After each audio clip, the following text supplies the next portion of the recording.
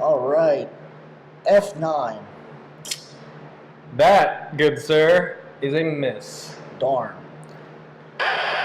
And that's what we're doing today. We're going over our top misses of movies. Granted, some of them may have done very well in the box office, but these are just movies that we just don't like. Yeah, so today on Slightly Mediocre, we're just going to go over a short list of what we didn't like. So for me... Hold on. If you guys are just tuning in, this is Slightly Mediocre. That is the name of our channel. That is how we do things. We just do things kind of slightly mediocre. High quality, all this high budget stuff. Yeah, super. Like, we're in this really great green room of a studio, aka my garage. Oh, yeah. This is Creed. I am Wade. And, but yeah, today we're going over our top 5 movies that we just don't like. Now, granted, we've seen a lot of movies collectively. Oh, yeah. These are just movies that, if we were given the option to watch again, we would not. Yes. Granted, we could definitely come up with a list longer than just 5, but these are just movies that was the stipulations for this movie, for this filming. Was, we just had to come up with movies. If we were asked to watch them again, we would just not. And this is just our opinion. Oh, yeah. If you guys like these movies, please let us know in the comments below. And maybe if you guys have a list of movies you guys don't like, make sure you leave those in the comments, and we'll watch them and see if we like them, or see if we share your opinion and we don't like them. Yeah. But Creed here is going to start us off. Yeah. So these films are not necessarily bad. They just struck a chord with us, and we didn't really enjoy them as well. So for me, the first one specific written to, compared to the first one, it was a major letdown in my opinion. It just didn't live up to what the first one built up to.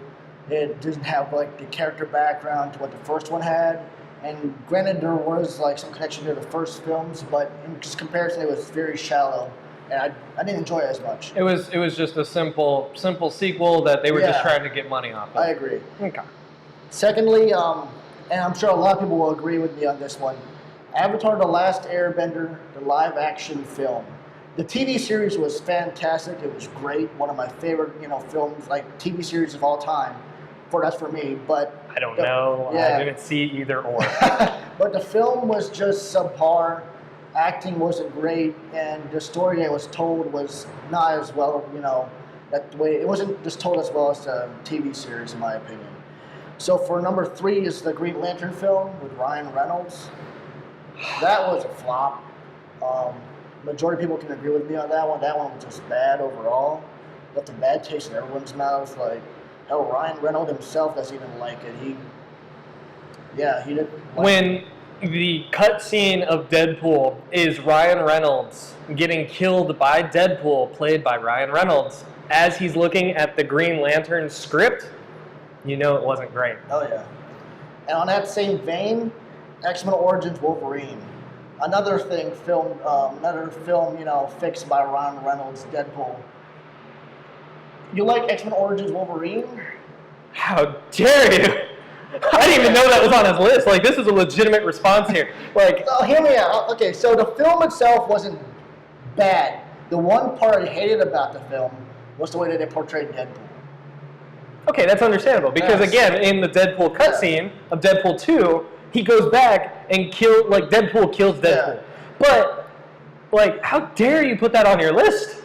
Like we said, it's our personal opinions. But that one part, the film itself, the majority of it was not bad. I like the parts where they showed how Wolverine became Wolverine, but just the way that they made Deadpool in the end and everything else about it was just ugh.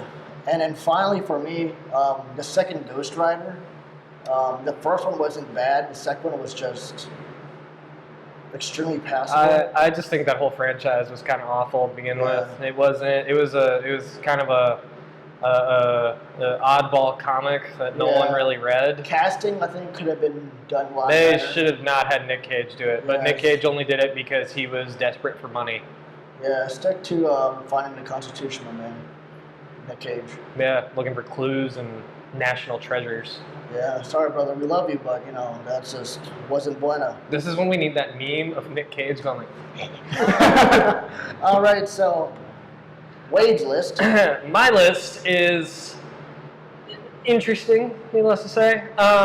First off is Ghostbusters 2. Now, this isn't the rebooted Ghostbusters. This is legitimately Ghostbusters 2. From back in the day. From back in the day with Bill Murray.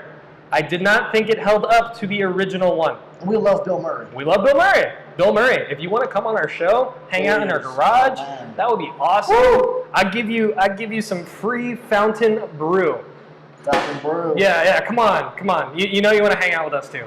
I'm even wearing a Ghostbusters shirt, but I don't like Ghostbusters 2. I just felt like it was like the first. They should have just kept it at the first one. It was a great movie, the original, but the sequel, like, it worked, but it didn't really work. Like it was just kind of it almost felt half-hearted throughout the whole thing, and just a way to get some extra money. Yeah. Number 2 on my 5 is Avatar. Now, we're not talking about Avatar: The Last Airbender like he did. We're going in the different direction of Avatar, the James Cameron film that did multi-billions in the box office, and they re-released it like 10 times. Yeah, this one actually surprised me when it was on his list. Like, I did not like this movie. I saw it, I thought it was cool, don't get me wrong, but it was way too long, first of all. And it was honestly just a reboot of Fern Gully, that really old animated. Wow. It felt like Fern Gully to me, and it was really drawn out. Okay. It was like, come on, when the element they're going after is called unobtainium, come on. Jeez. That's just bad writing. James Cameron, hire me as a writer. Don't fire whoever came up with unobtainium. We have to go to the planet of unobtainium. Like, no, that just didn't work for me. And honestly, that was fairly early in the movie, and I was just like, nope, I'm done already. Wow. I saw it in IMAX, I saw it in theaters, I saw it in 3D, and in no form was I actually enjoying this movie.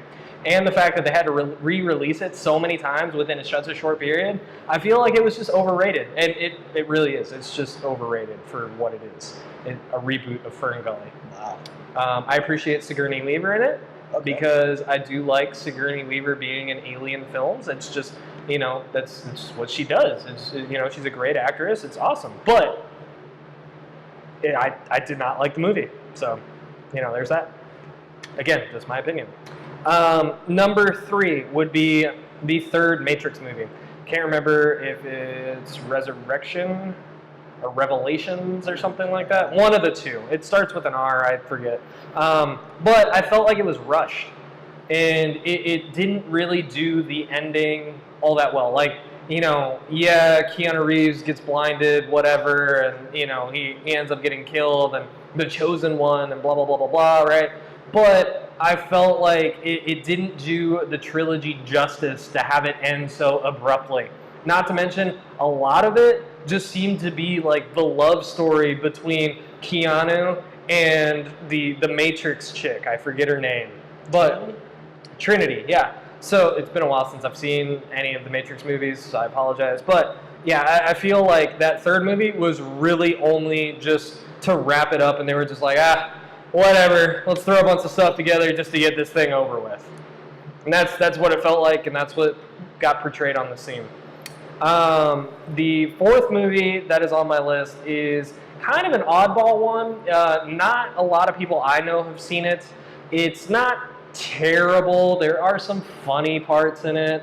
But I wasn't, like, if I had to watch it again, I'd probably hate it, just because I don't, like, it's great if you're tired and need something to go to sleep to, or, if you're just looking for kind of like white noise while you're cleaning the house or something. Wow. It's great, but Rat Race. And again, a lot of you probably haven't seen this movie. It has Rowan Atkinson in it for Mr. Bean. It has John Cleese. It has a couple other big names in it, but it's basically a movie about how these random few people get grouped together to go get, I think it's like $2 million or $5 million and it's just a giant game for the most part, aka a rat race. And it was I just felt like it was really just a paycheck for these big names and an excuse to get all of these guys together. And that's really, and like there was some mildly funny humor, but not anything too terribly funny. And the opening theme song is awful. I hate it so much, and the opening credits sequence is just terrible, terrible, terrible, terrible. It's a sad time for the late '90s, early 2000s when that one came out. It also has Seth Green in it, which might be a good thing, might be a bad thing. I'm still not sure. Not a fan of Robot Chicken? I like Robot Chicken. Okay. I really do. I liked him in the Austin Powers series too. But in this movie, like, I feel like he's relying too much on Scotty from Austin Powers and channeling that through his character. It's just mildly funny. And the fifth one is Evan Almighty. Now, Bruce Almighty, I actually enjoyed. I did enjoy Bruce Almighty. I thought it was funny. It had depth to it. Of course, it had Jennifer Aniston in it. It had Jim Carrey in it. This is kind of Jim Carrey's heyday of, him doing all these movies like The Mask and Bruce Almighty and, The Truman Show, everything like that. Like, he does good movies. And, I really liked this movie. There was a lot of funny aspects of it. There was a lot of, deep aspects of it. It had a full-bodied story. We get to Evan Almighty, and obviously it's a sequel. Obviously they are playing on top of the fact of Bruce, but sure, it was funny, but it wasn't funny. I felt like they were really playing on the whole religious tone of it all versus the humorous tone of it all. There was some funny aspects, sure, but I felt like it wasn't as deep and full-bodied of a story as Bruce Almighty was. But those are my 5. All right, y'all. So that's just to wrap it up. Those are our 10 films that we would not recommend to our friends and family to watch. Well, no. We recommend to watch them, but only once. Yeah, once, Just so they know what we're talking about, and they're not like, oh, well, I'm going to stay away from that movie. Like, by all means, watch them. Tell us what you think. If you guys like the movies, let us know in the comments. If you guys have movies that you don't like, let us know in the comments, because maybe we like them for different reasons. I mean, it was obvious. Like, I like X-Men Origins Wolverine. He doesn't. So, it's all just fun and games. We're just doing this for fun. We just like having our opinion out there. Yeah. And, feel free to drop your top 5 down there and low 5 down there, and then we'll probably end up watching them and seeing what we think. Definitely. And thank you all again for tuning into Slightly Mediocre. Where we keep the bar low so your expectations aren't high.